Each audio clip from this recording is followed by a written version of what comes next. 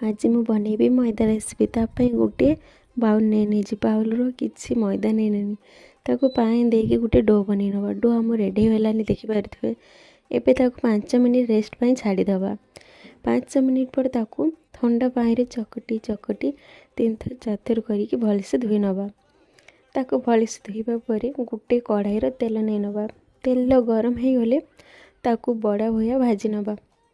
ଦେଖିପାରୁଥିବେ ତାକୁ ଟିକେ ଲାଲ ଲାଲ କରିକି ଭାଜା ହେଇଗଲାନି। ତାପରେ ସେମ୍ କଢ଼ାରେ ହଳଦୀ ଲୁଣ ପକାଇକି ଆଳୁକୁ ଭାଜି ନେବା। ଆଳୁ ଆମର ଭାଜା ହେଇଗଲେ କଢ଼ାଇର ତେଲ, ତେଜପତ୍ର, ଶୁଖିଲା ଲଙ୍କା, ଜିରା ପକାଇକି ଟିକେ ନାଡ଼ି ନେବା।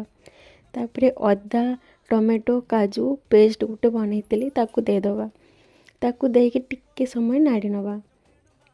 ସେ ଟିକେ ମାନେ କଷିଗଲେ ଲଙ୍କା ଗୁଣ୍ଡ, ଧନିଆ ଗୁଣ୍ଡ, ଜିରା ଗୁଣ୍ଡ ସବୁ ଗୁଣ୍ଡ ପକାଇକି ତାକୁ ଆଉ ଟିକେ ଭଲସେ କଷି ନେବା। ସେ ଟିକେ ଭଲସେ କଷିଗଲେ ଆଳୁ ପକାଇ ନେବା।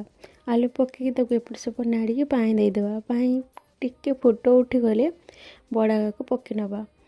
ବଡ଼ା ପକାଇକି ତାକୁ ଭଲସେ ଫୁଟି ନେବା। ସେ କିଛି ସମୟ ପରେ ଆମର ମଇଦା ରେସିପି ରେଡ଼ି। ତାକୁ ଗରମ ଗରମ ଭାତ ସାଙ୍ଗରେ ଆପଣମାନେ ଖାଇପାରିବେ। ଜୟ ଜଗନ୍ନାଥ।